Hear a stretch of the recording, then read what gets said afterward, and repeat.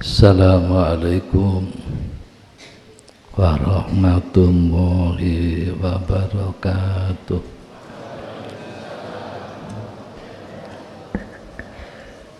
Al-Fatihah. A'udzu billahi minasy syaithanir rajim. Bismillahirrahmanirrahim.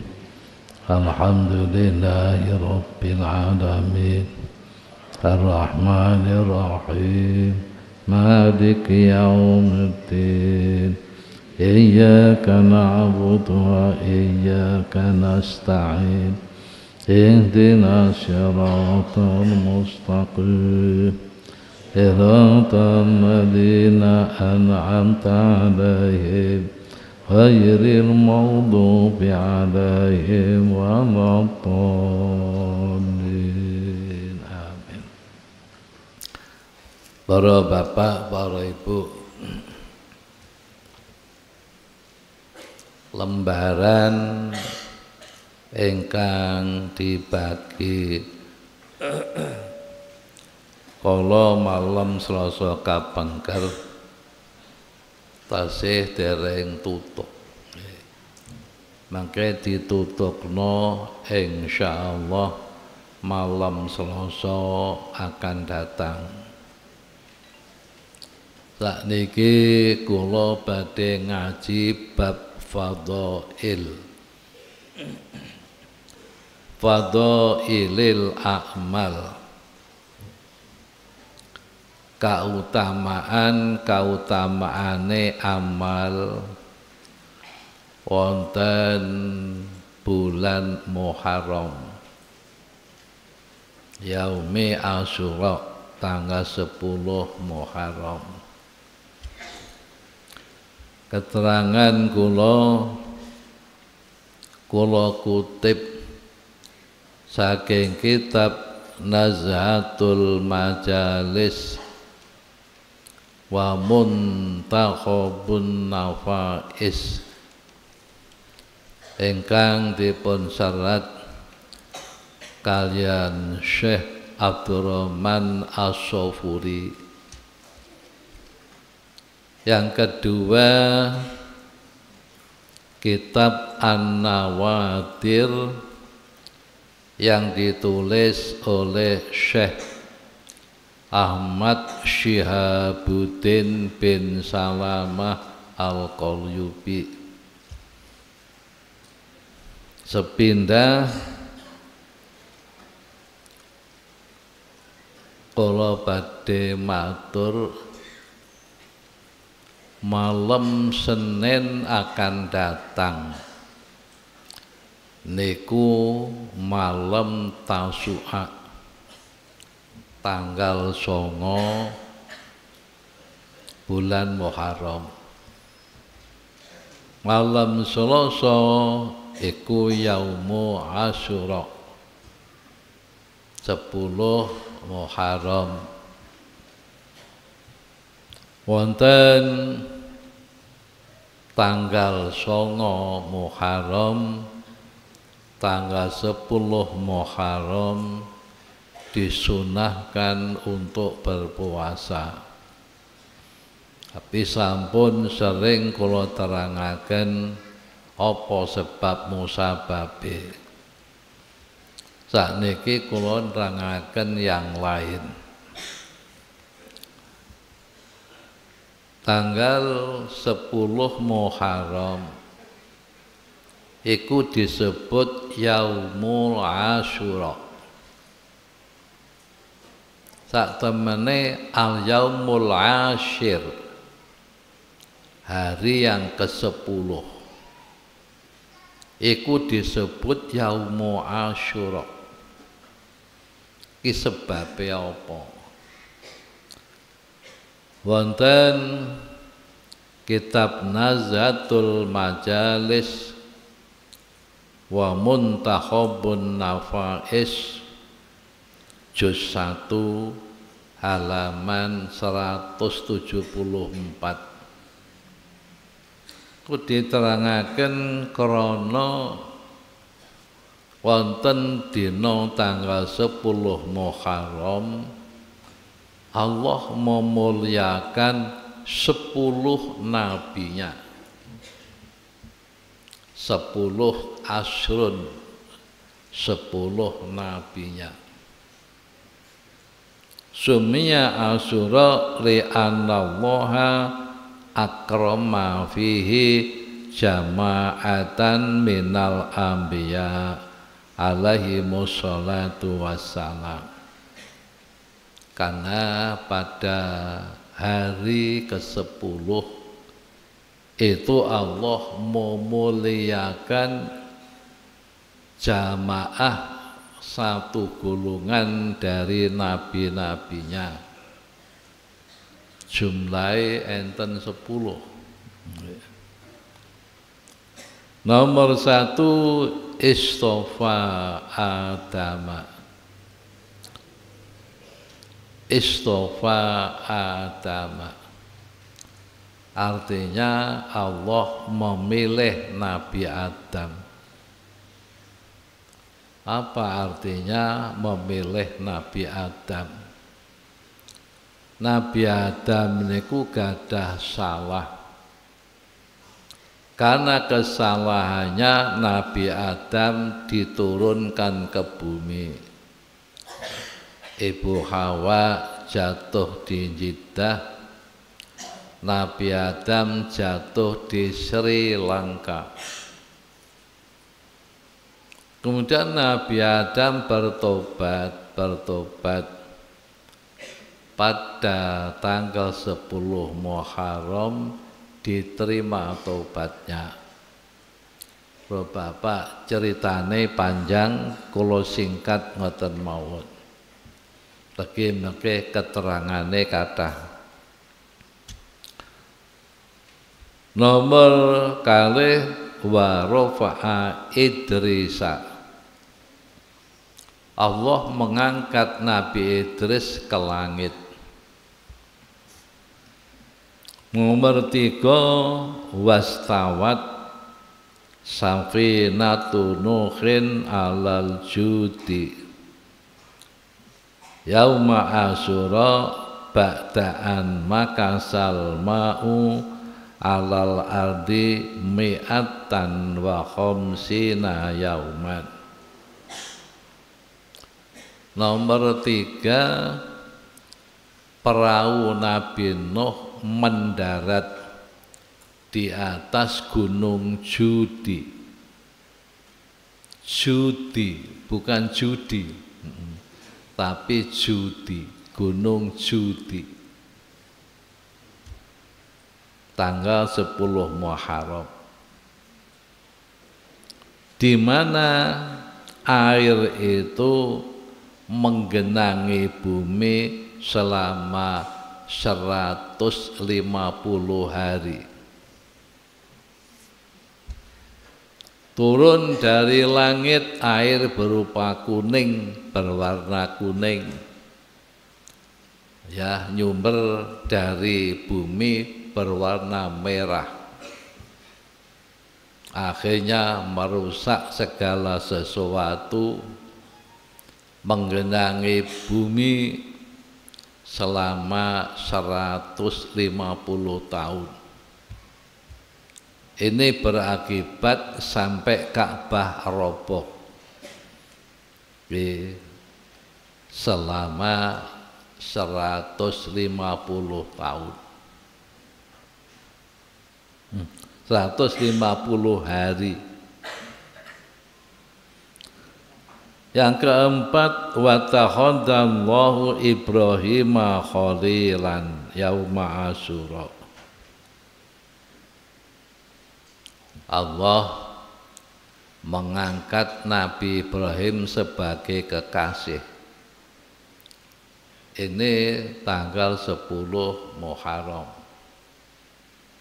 Kalau Bapak, pada waktu itu Nabi Ibrahim dilontarkan Raja Namrud ke tengah-tengah api, tapi apinya menjadi dingin. Nabi Ibrahim keluar dari api itu adalah tanggal 10 Muharram. Kemudian yang kelima, wa ghafarallahu li Dawud alaihissalam yauma Asyura. Allah mengampuni kesalahan Nabi Dawud. Ini juga pas tanggal 10 Muharram. Nomor 6, waradallahu ala Sulaiman mulkahu fihi. Allah mengembalikan kerajaan Nabi Sulaiman kepadanya. Ini juga bertepatan pada tanggal 10 Muharram.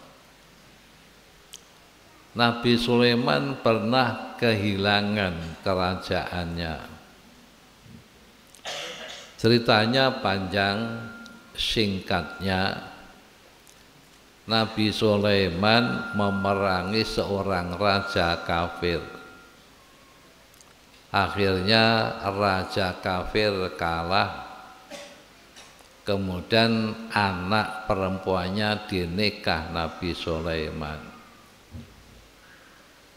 Karena istrinya selalu rindu kepada ayahnya, rindu, mohon kepada Nabi Sulaiman dibuatkan patung, ya, supaya merasa berdekatan dengan ayahnya. Nah, kemudian ini istrinya selalu menyembah patung itu, tapi di luar sepengetahuan Nabi Sulaiman.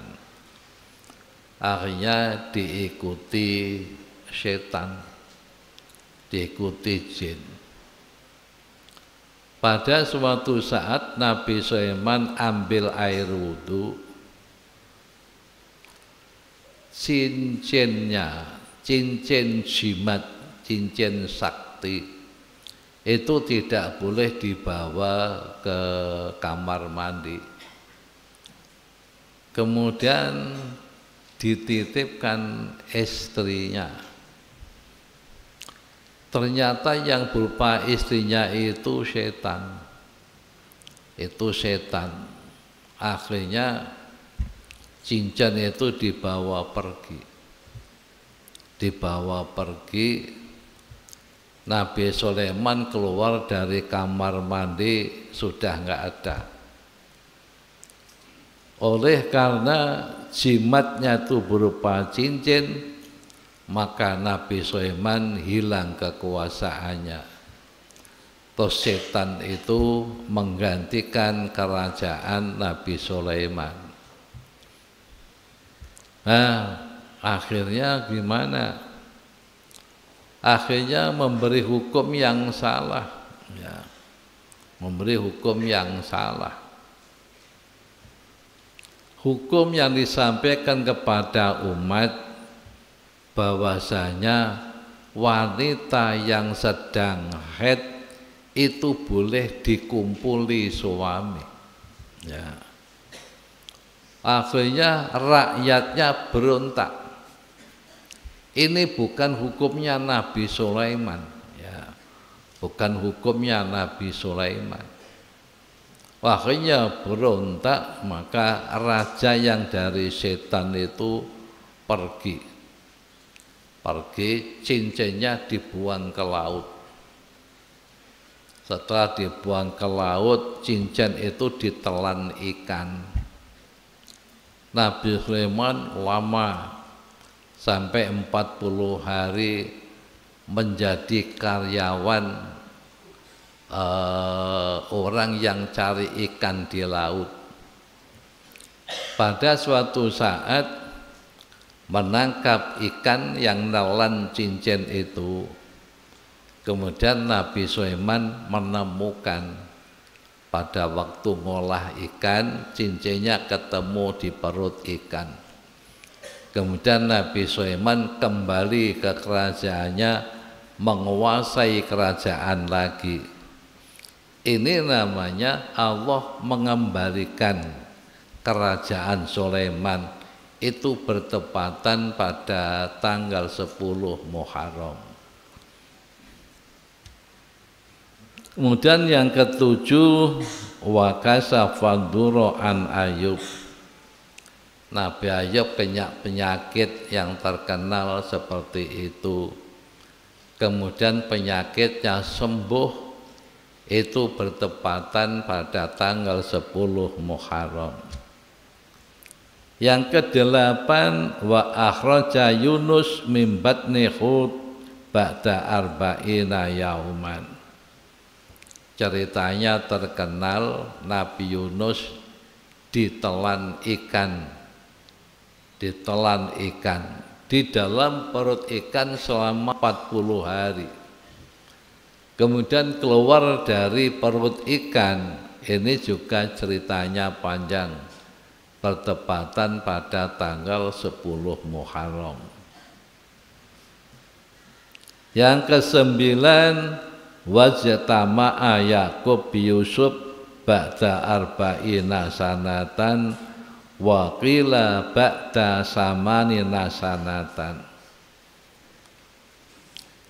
Oh Bapak, sering kula terangaken kesolehan anak itu karena ibu. Kesolehan anak itu karena ibu. Ibu itu kalau solehah, anaknya soleh. Walaupun kadang-kadang bapaknya enggak soleh, tapi ibunya solehah, itu anaknya baik-baik. Walaupun bapaknya orang baik, tapi ibunya kalau enggak baik, anaknya enggak baik. Makanya dikenal al-jannatu tahta aqdamil ummahat. Bukti Nabi Nuh itu nikah 2 kali. Yang pertama, istrinya namanya Sofuro. Itu punya anak 6, laki-laki 3, perempuan 3. Anaknya bagus-bagus, jadi rasul, jadi nabi, jadi ulama. Yang kedua, Wil'ab binti Ajwil. Orangnya cantik, orangnya seksi, ya, tapi karena tidak sholihah, anaknya nggak ono sing apik.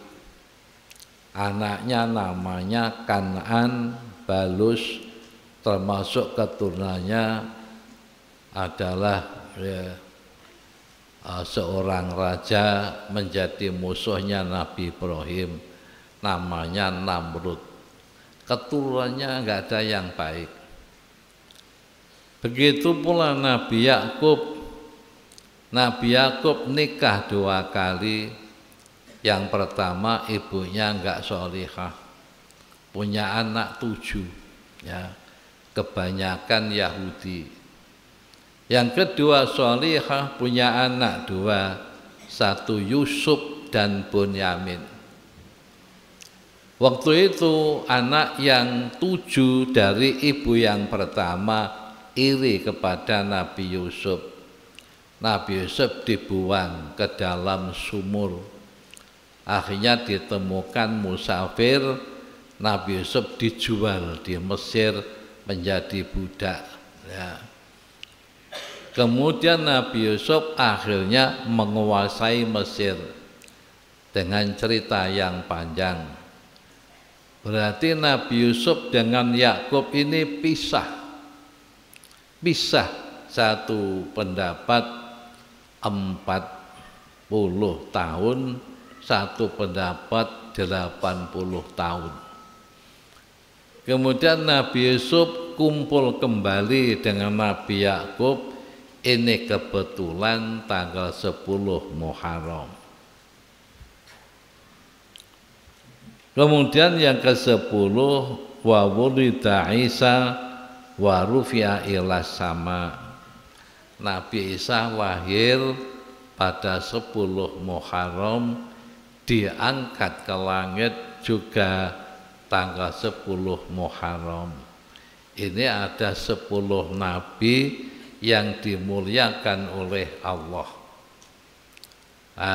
Maka Yaumu Ashir, tanggal 10 Muharram disebut dengan sebutan Yaumu Asyura.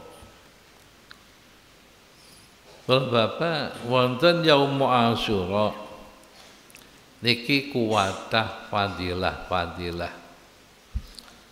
Pertama kula aturaken fadilahe sedekah. Sedekah baik kepada anak-anak yatim atau sedekah kepada orang-orang fakir. Wong biyen nek sedekah niku gak ngenteni sugih. Kalau orang itu pengen ambil barokah Yaumu Asyura, ora usah ngenteni sugih ya. Masya pas-pasan memberikan sedekah karena keutamaan Yaumu Asyura. Kalau Bapak ana wong melarat ora duwe pakaian, pakaiannya ini hanya sak setel. Ini laki-laki di Mesir, dia tidak memiliki apa-apa kecuali hanya baju satu, baju ya. Kalau di sana adatnya pakai gamis klambi kurung, hanya satu tok, hanya satu. Tanggal 10 Muharram orang itu sholat subuh di Masjid Jami' Amr bin As. Masjid Jami' Amr bin As. Amr bin As niku salah satu sahabat di zaman Umar bin Khattab menjadi khalifah, diangkat menjadi gubernur di Mesir. Namanya Amr ibnu As. Bapak di sana mendirikan masjid. Masjid itu dinamakan Masjid Jami' Amr bin As. Sekarang tempatnya di Kota Lama. Kota Lama ya, kota sing suwe, sing lama, sing kuno.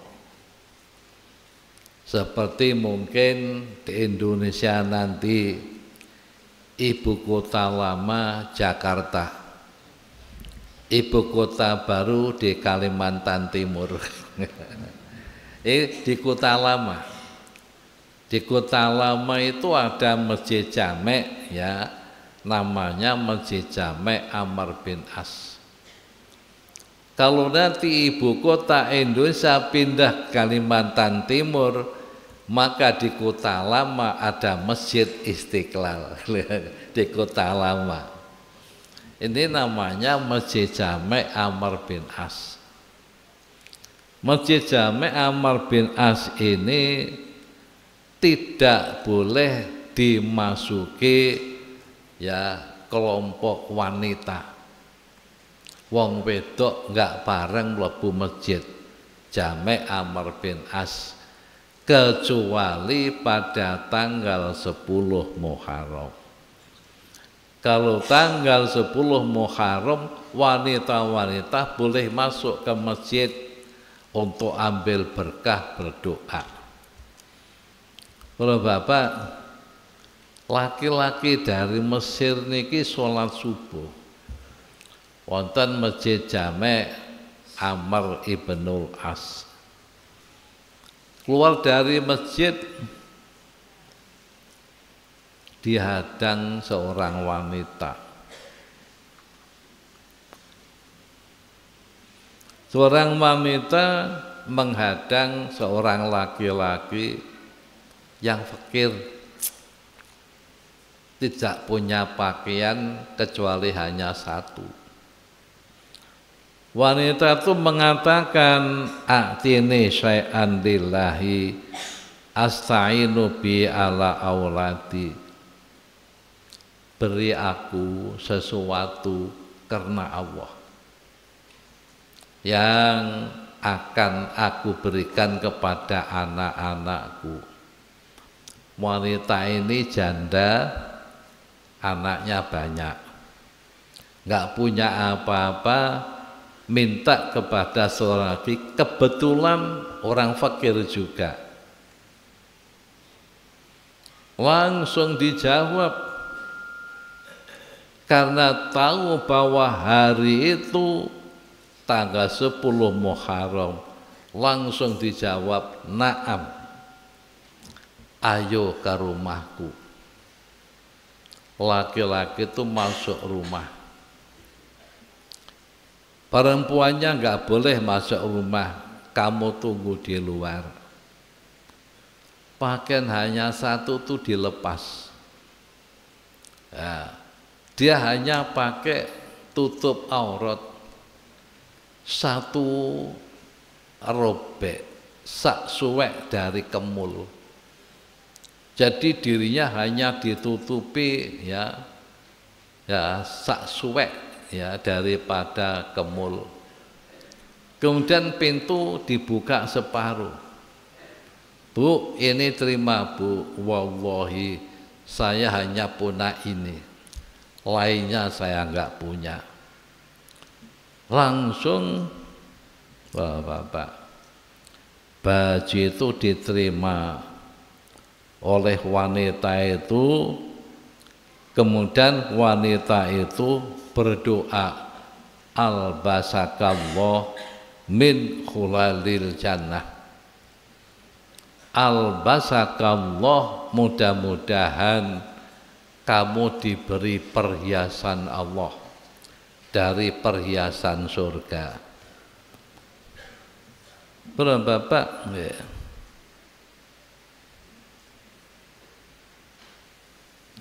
Jadi dia tuh hanya pakai itizar, pakai tutup ya, tutup aurat.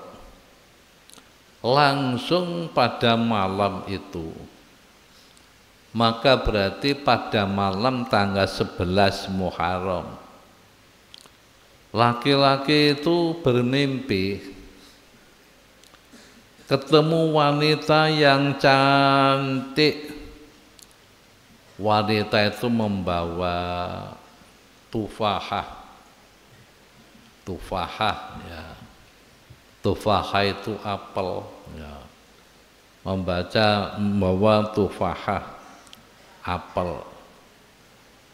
Laha raihatun thayyibatun. Apel itu beraroma harum. Kemudian apel itu dipecah. Ternyata dalamnya apel itu ada perhiasan surga. Kemudian laki-laki tanya pada wanita itu, "Man anti, kamu itu siapa?"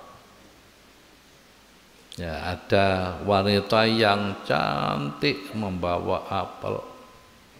Ya, setelah dipecah apelnya itu ada perhiasan surga. Aromanya harum, sampai dalam rumah itu berbau harum. Wanita itu menjawab, "Nama saya Asyura.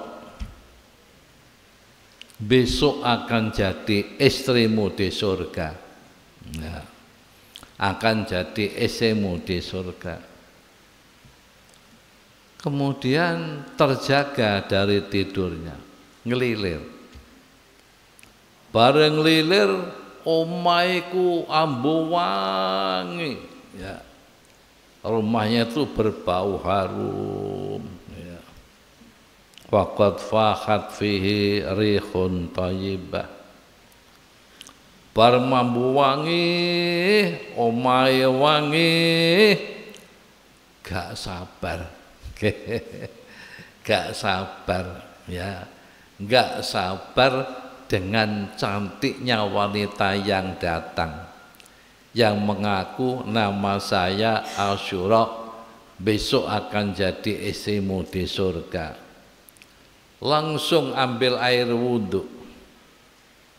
Setelah ambil air wudhu, kemudian berdoa, Allahumma in kanat zaujati haqqan fil jannah faqbidni ilaik. Ya. Berdoa, ya Allah ya Rabbi, kalau memang wanita dalam impianku itu betul-betul menjadi istriku di surga, pundut saja rohku ya Allah, minta mati ya. Berdoa, faqbidni ilaika, kulo pengen pundut, kulo pecah mawon. Fastajallahu du'ahu wa mata fil hal. Setelah berdoa dijabahi Allah, langsung orang itu meninggal. Kalau Bapak, intinya pada tanggal 10 Muharram perbanyaklah sedekah. Bersedekah jangan nunggu kaya ya. Pokoknya ada, misalnya seperti di rumah banyak baju-baju yang tidak terpakai, ada seragam batik berapa, ada seragam putih berapa, ada sarung berapa, tidak terpakai di rumah, berikan kepada fakir-fakir miskin. Ini orang hanya punya satu baju, karena ingat keberkahan 10 Muharram ini ya, sabar, baju hanya satu dilepas diberikan kepada orang fakir. Bapak, ini ditulis oleh Syekh Abdul Rahman Asy-Syafuri di dalam kitab Nazhatul Majalis juz 1 halaman 175. Bapak, di dalam kitab Raudhul Afkar ada seorang laki-laki mengaji di hadapan seorang ulama. Ulama itu menerangkan bahwasanya barang siapa yang bersedekah dengan 7 dirham pada hari Asyura, 1 dirham itu 1 keping perak. Kurs uang Indonesia sekarang 200.000. Ini kalau 7 dirham 200.000 kali berapa? Kali 7, maka berarti 1.400.000. Barang siapa yang bersedekah pada tanggal 10 Muharram, maka akan diganti oleh Allah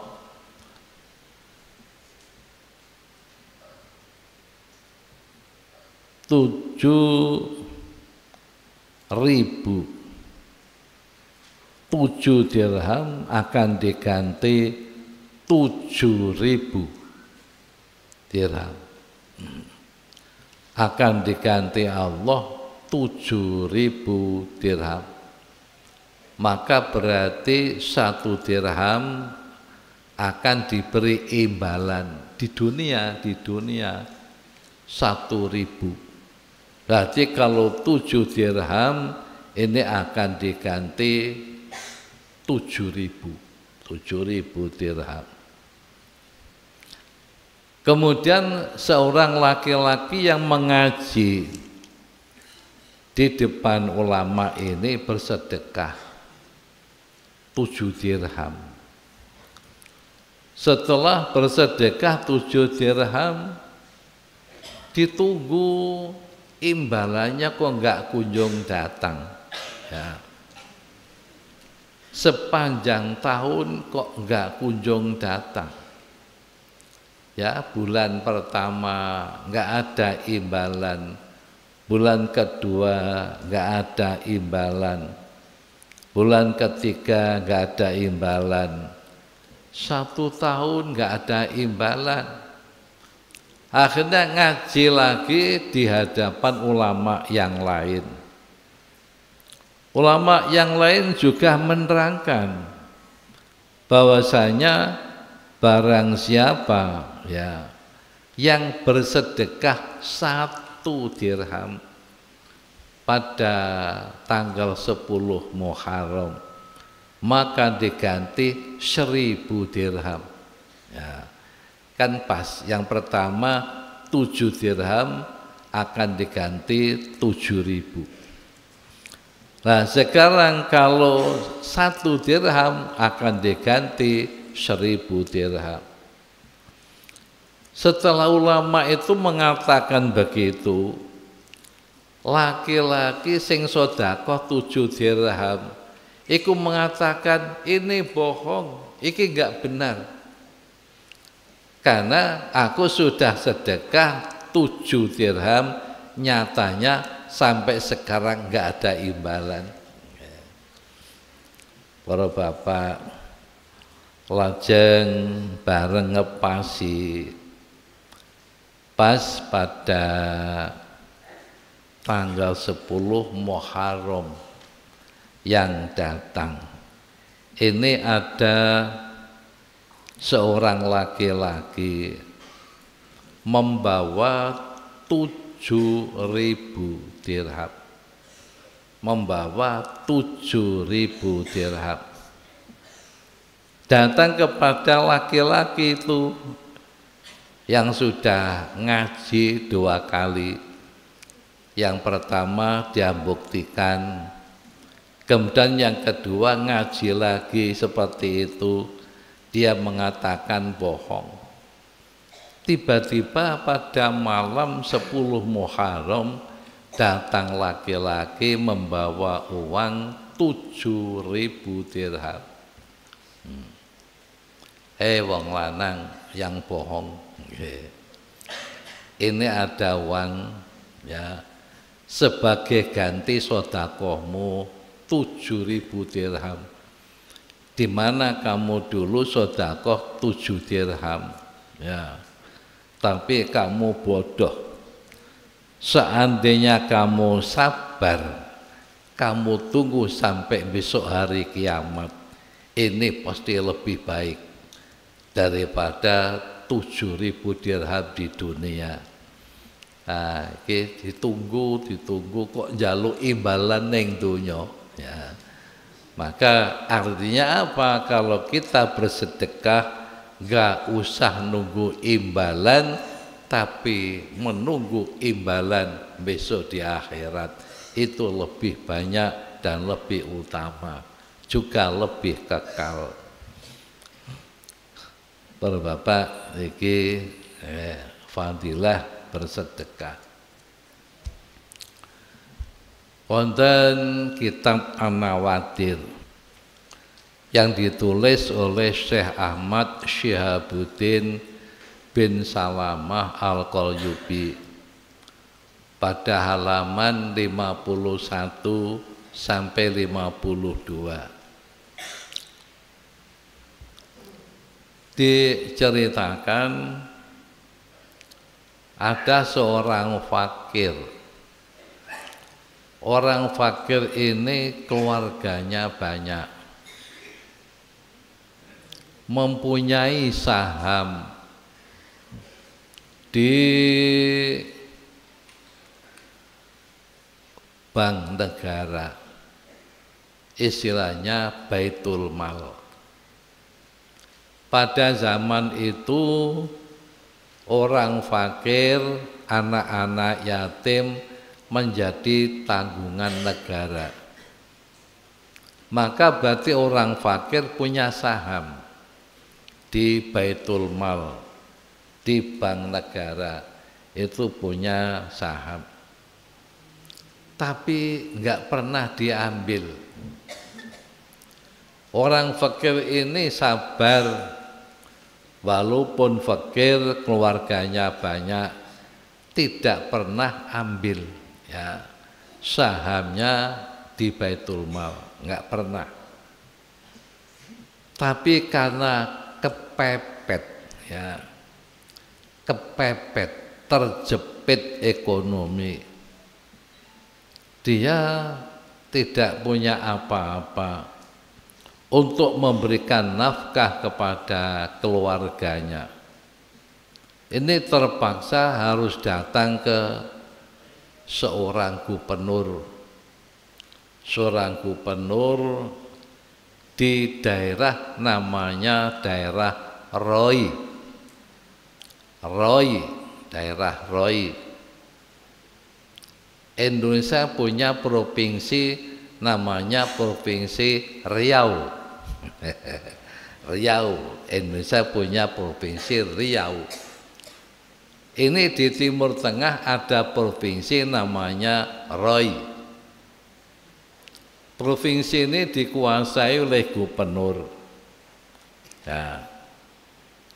Oleh karena terpepet, karena terpaksa, tidak ada nafkah untuk keluarganya, datang dari rumah qobla subuh sampai ke tempatnya gubernur ini subuh. Sampai di tempatnya Qadhi Roy, dia mengatakan, sungguh aku ini laki-laki yang fakir, keluargaku banyak, saya datang kepadamu minta kasih sayang kepadamu ya demi ya barokahnya hari ini. Hari ini itu ketepatan tanggal 10 Muharram. Berilah aku 10 kati roti dan 10 kati daging dan uang 2 dirham. Karena enggak pernah ambil, sahamnya enggak pernah diambil. Karena ini kepepet, terpaksa minta 10 kati roti, 10 kati daging, dan uang 2 dirham. Untuk memberikan makan anak-anak saya yang masih kecil. Mudah-mudahan Tuan Kondi diberi pembalasan oleh Allah. Kemudian Kondi mengatakan, ya saya beri tapi enggak sekarang, nanti zuhur. Ya, zuhur kamu datang ke sini, saya siapkan dulu. Subhanallah, rumahnya jauh. Orang desa menuju ke kota tempatnya Qadhi ini harus melintasi padang pasir. Kalau waktu zuhur begitu panas, maka dia terpaksa harus pulang dengan tangan hampa, tidak bawa apa-apa ya, dari subuh. Sampai di rumah anak-anaknya sudah menunggu. Setelah ayahnya datang, ya, ini mereka menjemput, ayah datang, Bapak Rawo. Setelah datang ternyata bapaknya tangan kosong, nggak bawa apa-apa. Mana Pak? Ya, yang kamu bawa dari Kondi. Nak sabar, Tuan Kondi janji nanti zuhur. Belum zuhur anaknya sudah mohon Pak berangkat. Ini sudah mau zuhur. Ayahnya datang lagi, ya, dalam keadaan panas terik matahari melewati padang pasir. Sampai di Tuan Qadhi jawab, enggak sekarang, tapi nanti asar. Kemudian terpaksa pulang kembali. Di rumah dijemput anak-anaknya, ternyata tangan kosong. Kemudian asar kembali lagi. Setelah kembali lagi ke tempatnya Tuan Qadhi, dijawab, enggak sekarang, tapi nanti maghrib. Ya. Subuh katanya zuhur katanya asar katanya maghrib. Singkatnya cerita, maghrib datang. Setelah datang, Tuan Qadhi mengatakan, tidak ada suatu pun yang aku berikan kamu. Ya subhanallah. Orang fakir kembali dengan hati yang susah. Air mata menetes karena menangis, karena takut, ya, bagaimana kondisi anak-anaknya yang masih kecil. Dan dia bingung nanti kalau ditanya oleh anaknya bagaimana moodnya bisa menjawab. Matanya sudah tidak kuat lagi melihat kondisi anak-anaknya. Telinganya sudah tidak kuat lagi mendengar tangis rengean anak-anaknya, sudah enggak kuat lagi. Sambil pulang, sambil menangis, ya Allah Gusti, ya, bagaimana aku kuat melihat anak-anakku? Bagaimana mulutku bisa menjawab anak-anakku jika anakku bertanya? Bagaimana telingaku bisa kuat mendengar tangisan anakku? Nangis, ya, sambil berjalan pulang. Tiba-tiba melewati rumahnya seorang Nasrani. Seorang Nasrani itu namanya Saiduk. Namanya Saiduk, itu punya rumah di tepi jalan. Melihat ada seorang muslim menangis, ini dihadang oleh orang Nasrani yang namanya Saiduk. Dia bertanya, Pak, kenapa kamu menangis? Maka orang fakir itu menjawab, karena tahu dia bukan orang muslim, tapi orang Nasrani. Jawab, jangan bertanya kondisi saya.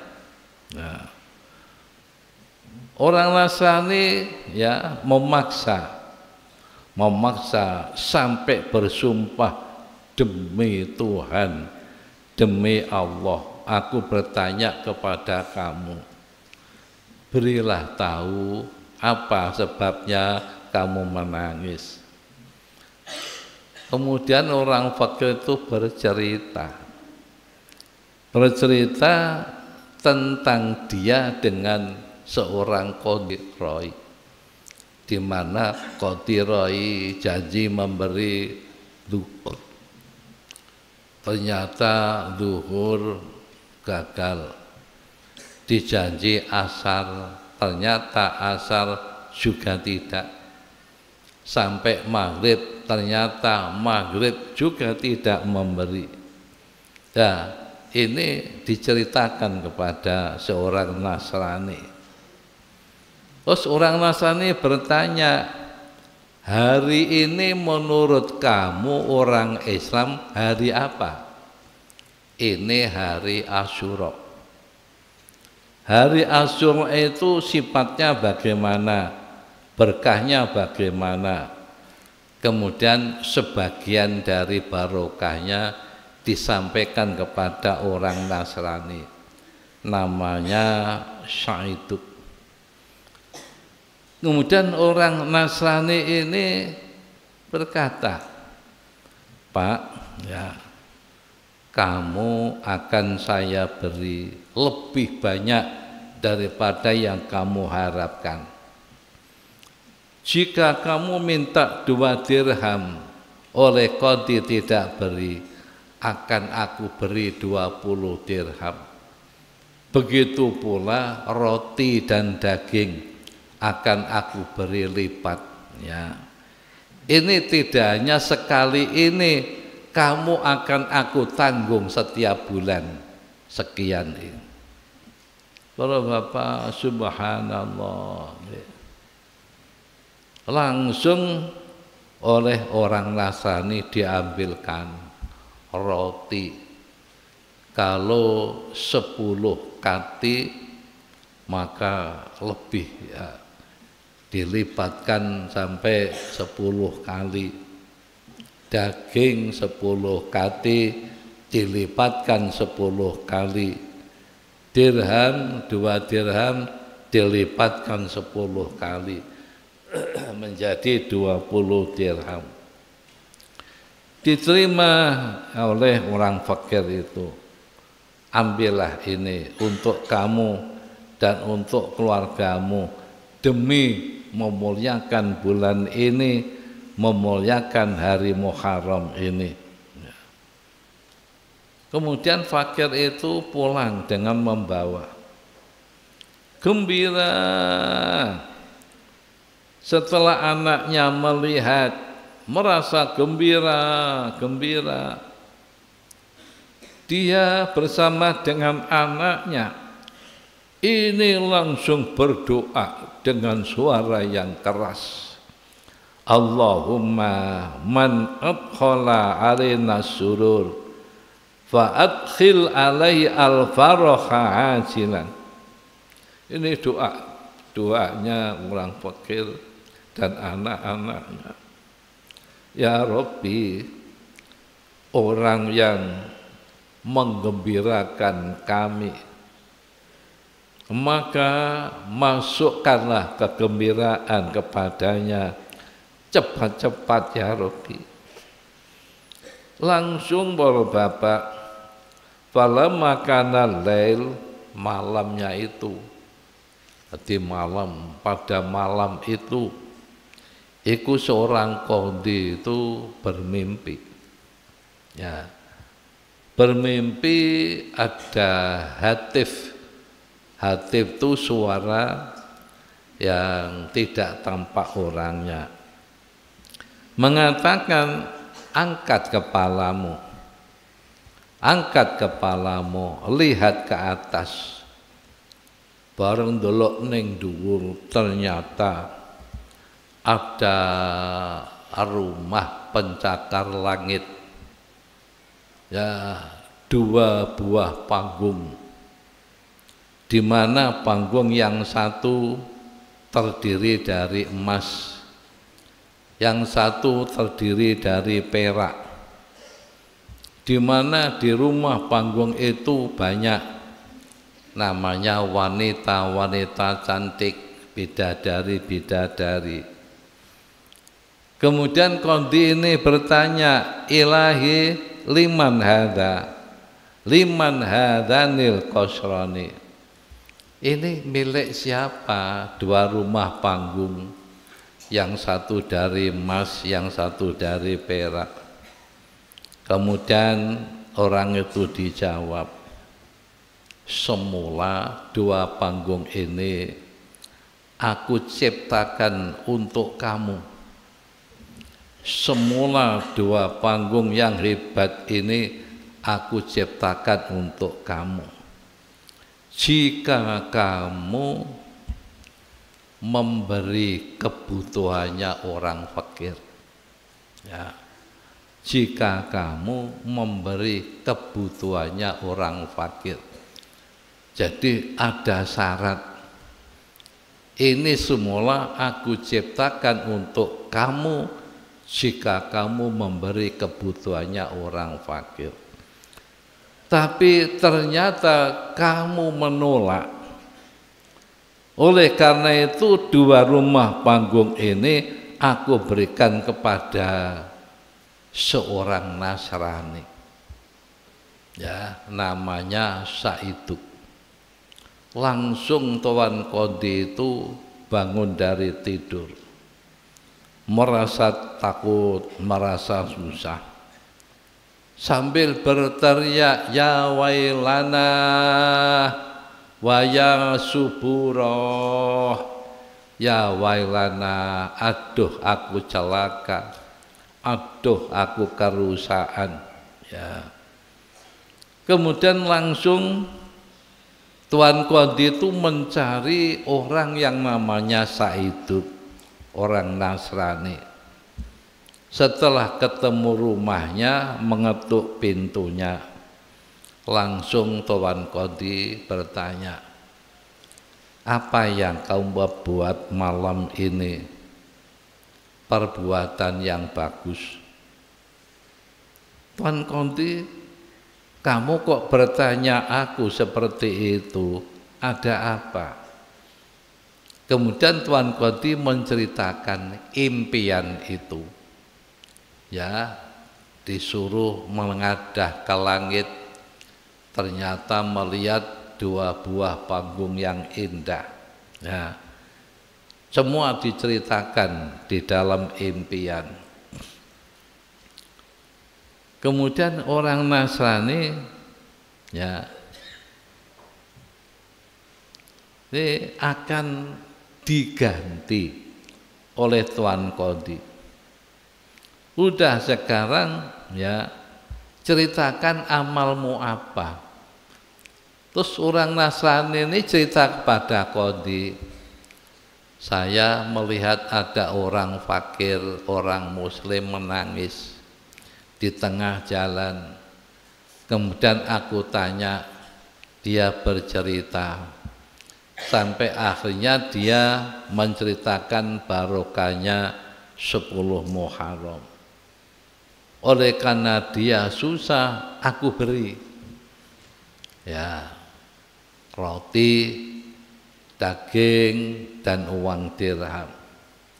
Tuan Qadhi mengatakan, saya beli, amalmu saya beli, ya, saya beli dengan 1000 dirham, ya, 100.000 dirham. Dah, amalmu ini saya ganti dengan 100.000 dirham. Tuan Qadhi, kalau amal itu sudah jelas diterima oleh Allah, maka tidak akan aku jual. Sekalipun kamu ganti dengan sepenuh bumi uang emas, sepenuh bumi tidak akan aku berikan. Ini oleh orang Nasrani. Kemudian akhirnya Tuan Qadhi pegang tanganku, asyhadu an la ilaha illallah wa asyhadu anna Muhammadur Rasulullah. Kalau Bapak, ini barokah, ya, daripada bersedekah kepada orang fakir di bulan Muharram, orang Nasrani bisa masuk Islam. Ya, seorang Qadhi, orang Muslim malah tidak peduli kepada orang-orang Muslim yang fakir.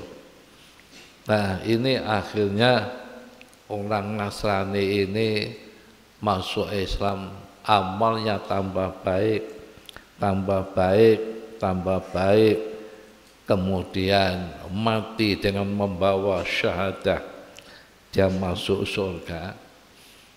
Bapak niki cerita ditulis kalian Syekh Ahmad Syihabuddin bin Salma Al-Qayyubi di dalam kitab An-Nawadir halaman 51 sampai 52. Bapak luweh-luweh sedekah ning yatama. Pada suatu hari ada seorang laki-laki yang ahli maksiat. Orang yang hidupnya tuh hanya maksiat, maksiat, dan maksiat. Ya. Pada suatu hari, pada tanggal 10 Muharram, itu bertemu anak yatim. Bertemu anak yatim di mana pakaiannya itu compang-camping. Akhirnya anak yatim itu diberi pakaian oleh orang yang ahli maksiat. Kemudian setelah malam dia bermimpi. Dalam impian perasaannya kiamat sudah datang. Oleh karena kiamat sudah datang, malaikat diperintah nyeret orang yang ahli dosa itu ke neraka. Ya. Diperintah Allah, ya, diseret ke neraka. Setelah sudah mendekati neraka, tiba-tiba anak yatim itu menghadang, ya, dalam impian menghadang. Hai malaikat, lepaskan orang ini. Lepaskan orang ini. Malaikat menjawab, aku tidak diperintah untuk melepaskan orang ini. Anak yatim mengatakan, lepaskan, karena dia telah memberi pakaian aku. Kemudian bapak-bapak, ada suara, lepaskan orang itu, karena ya memuliakan si anak yatim. Kemudian akhirnya Allah perintah supaya orang itu dilepaskan, ya, tidak jadi dibawa ke neraka. Karena apa? Karena memuliakan anak yatim. Ini juga ditulis di dalam kitab Nazhatul Majalis juz 1 halaman 148 sampai 149. Ani Nabi sallallahu alaihi wasallam, idza bakal yatim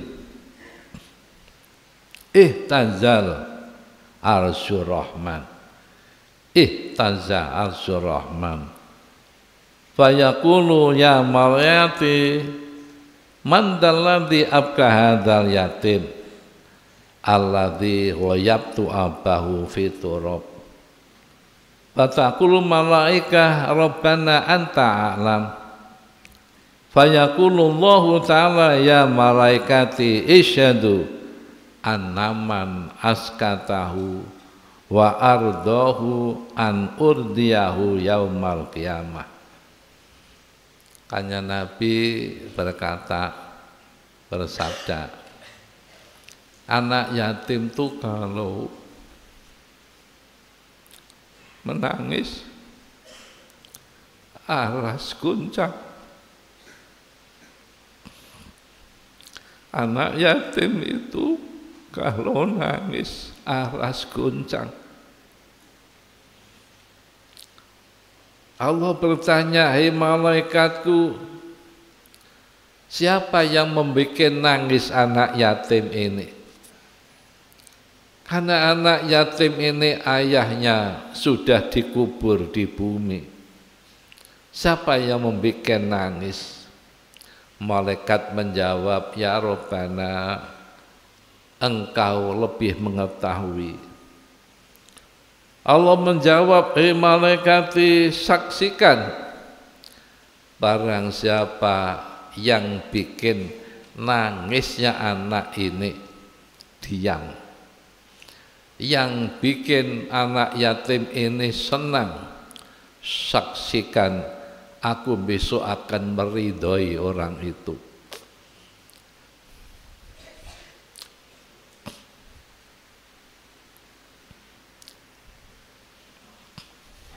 yatim.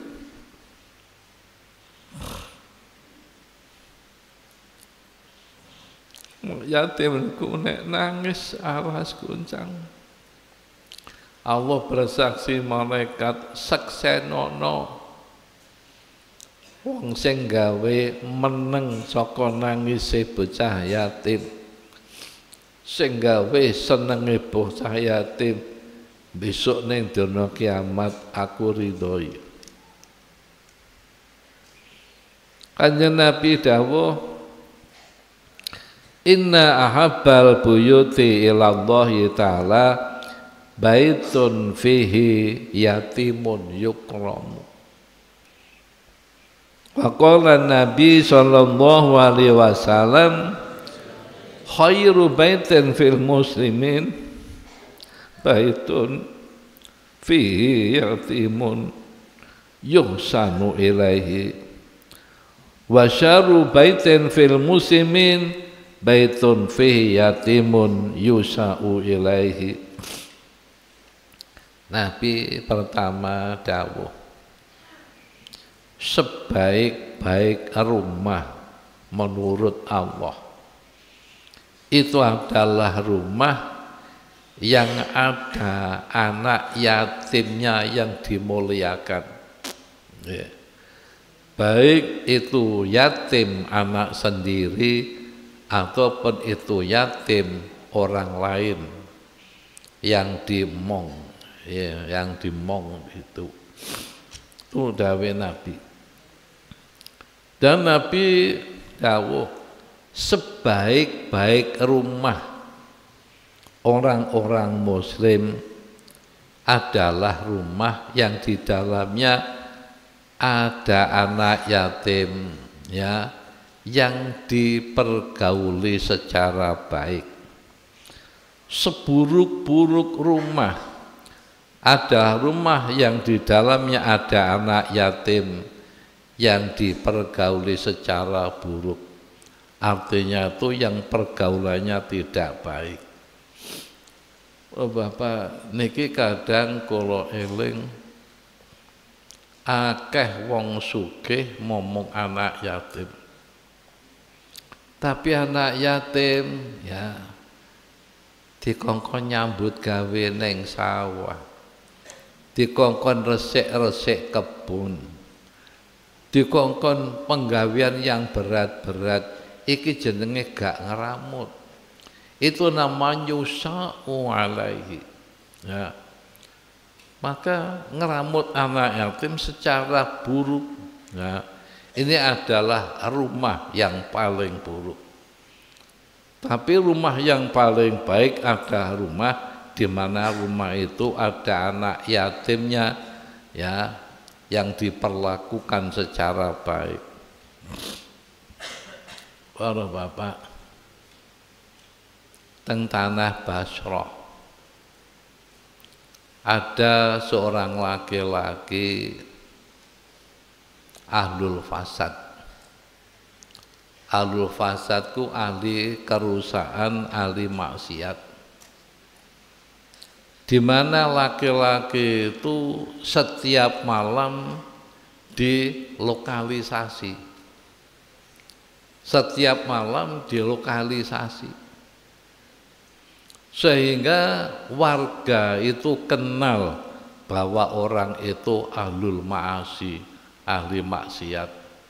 Itu setiap malam dilokalisasi, minum-minuman keras. Ya. Kemudian orang itu meninggal. Ketika orang itu meninggal, tidak ada tetangga, tidak ada warga yang datang ke rumahnya, nggak ada, ya. Sehingga terpaksa istrinya menyewa orang. Ada 4 orang zanji, 4 orang negro, ikut disewa, suruh memandikan, disewa untuk mengkafankan, disewa untuk mensolatkan, disewa untuk memakamkan. Ya, ini ada 4 orang zanji, orang negro. Nah, kemudian setelah dimandikan, dikafankan, diberangkatkan ke kuburan. Kemudian mampir ke masjid, barangkali ada orang yang mau mensalati, ternyata nggak ada yang nyalati, ya. Terus dibawa terus ke kuburan, ke kuburan. Di samping kuburan itu ada gunung. Di atas gunung itu ada seorang pertapa, namanya Al-Imam Az-Zahid, seorang imam yang ahli zuhud, tidak pernah turun gunung, nggak pernah.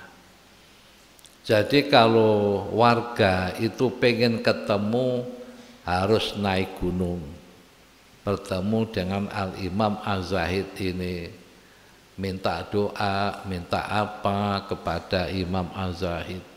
Gak pernah turun gunung.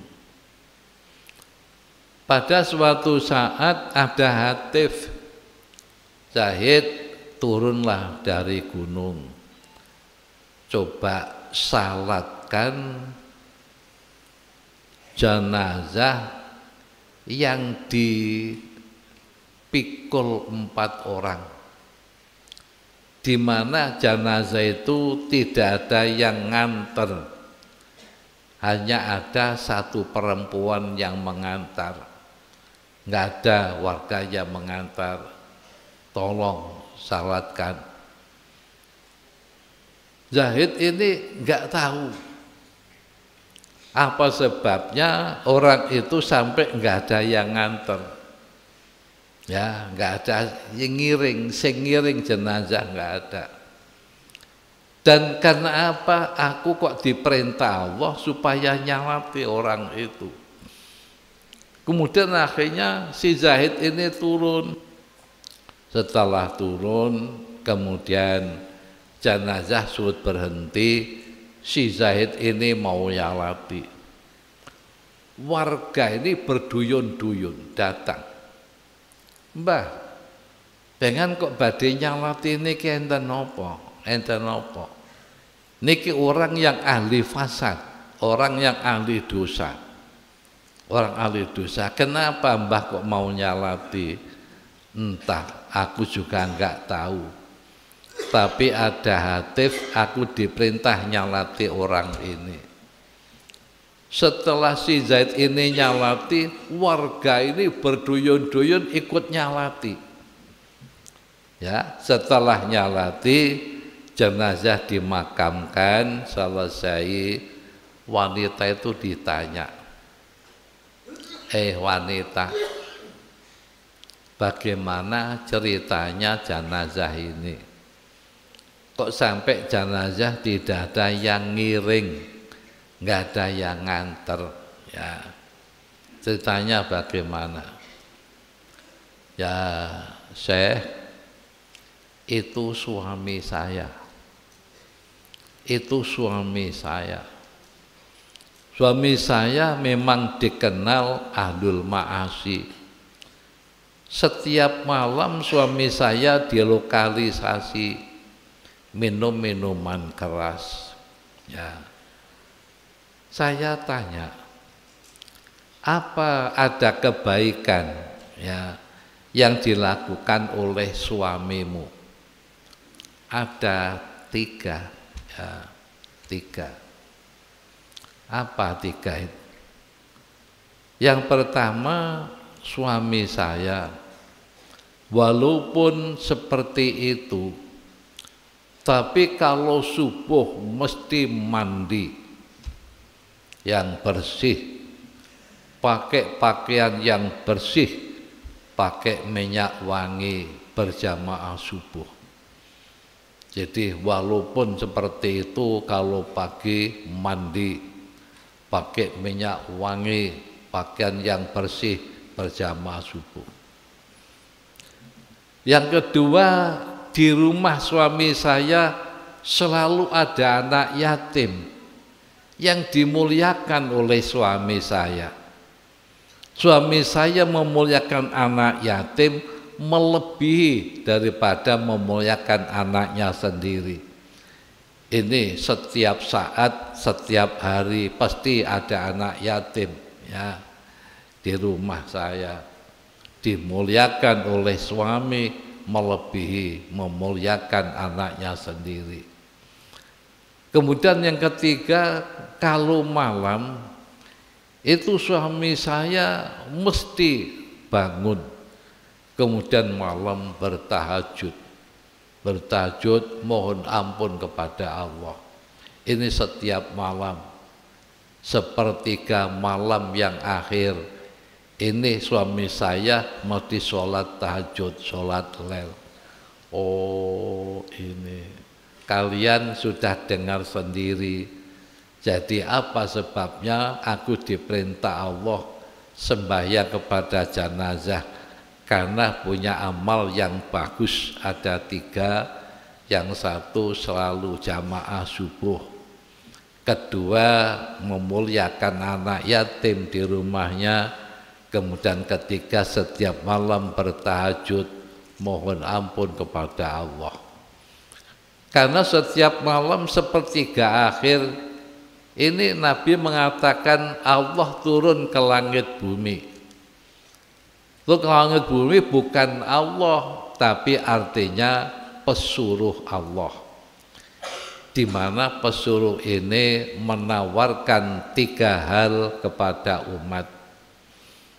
Pada malam ini siapa yang berdoa diijabahi oleh Allah.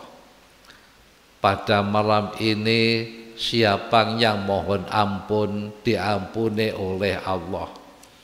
Pada malam ini siapa yang minta hajatnya dikabulkan oleh Allah. Ini setiap malam sepertiga malam yang akhir. Nah, ini termasuk orang laki-laki yang ahli ma'asi, ahli fasad ini istiqomah setiap malam sholat lel mohon ampun kepada Allah.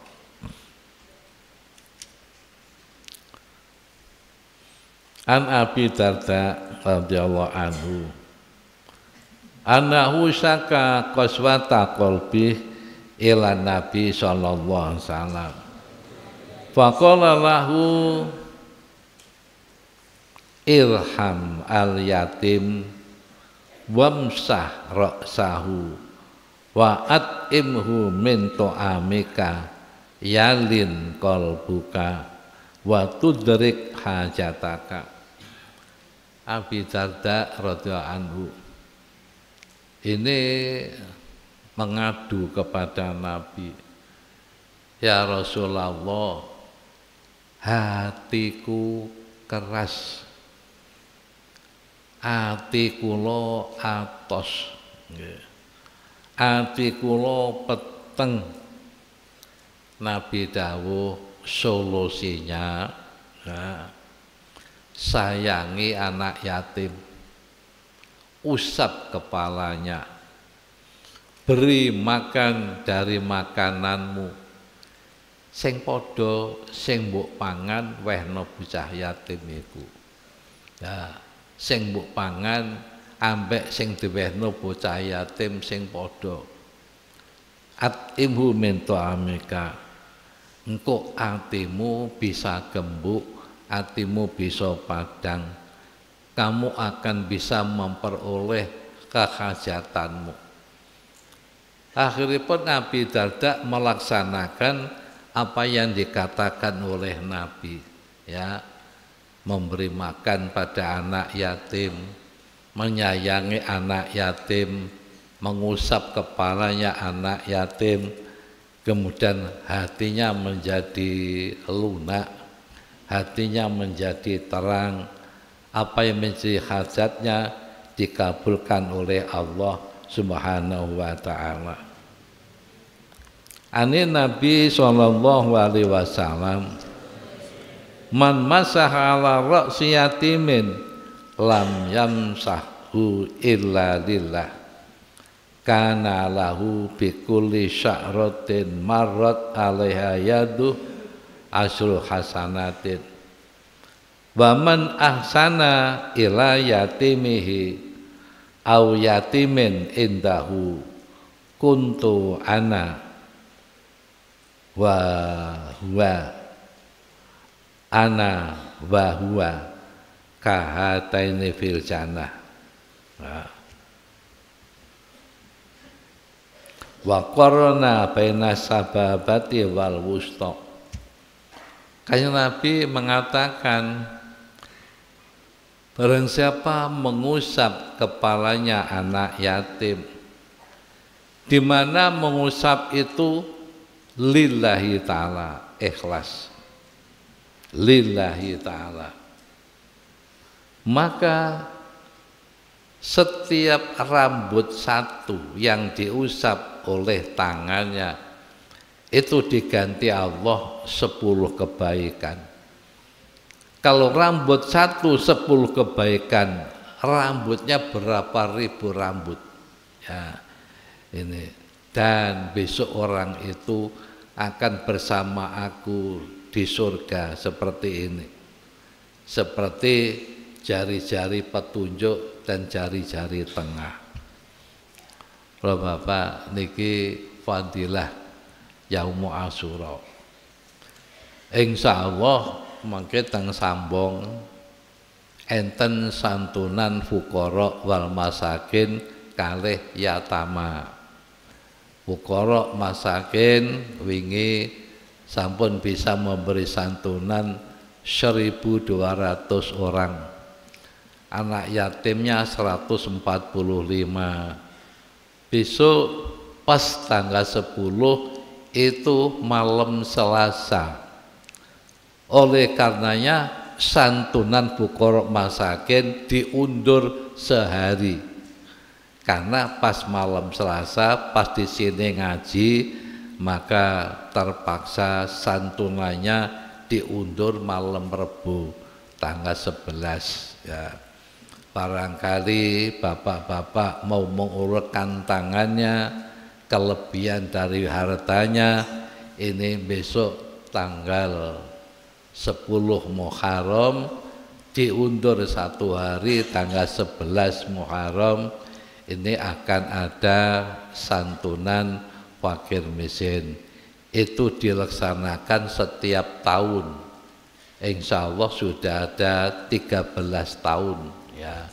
Ini berturut-turut tiap tahun anak yatimnya nanti dapat santunan 250.000 per anak, kemudian fakirnya 100.000 per orang. Alhamdulillah tahun kemarin sudah bisa memberi 1.200 orang. Mudah-mudahan keterangan niki bisa bermanfaat.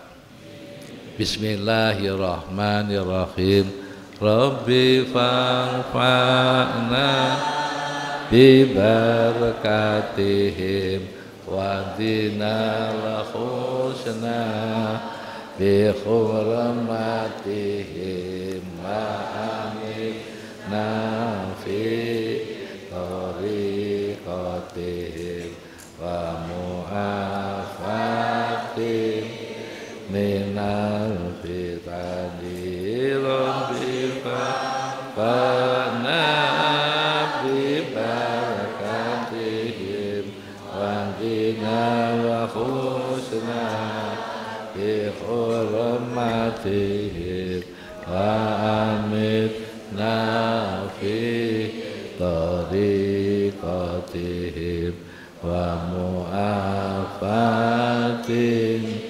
minal fitani rabbi fa'fa'na bi barakatihim wa dina lahusna bi hurmatihim wa amitna fi tariqatihim wa afa الفتن ربي فانا ببركاتهم واهدنا الحسنى بحرمتهم وآمنا في طريقتهم ومعافاتهم من الفتن. Bismillahirrahmanirrahim. Allahumma inni astaudi'uka ma 'allamtanihi fardudhu ilayya inda hajati ilaihi wa la tunsinihi ya rabbal alamin. Allahumma inni astaudi'uka ma 'allamtanihi fardudhu ilayya inda hajati ilaihi wa la tunsinihi ya rabbal alamin. Allahumma inni astaudi'uka ma 'allamtanihi fardudhu ilayya inda hajati ilaihi wa la tunsinihi ya rabbal alamin. Al-Fatihah.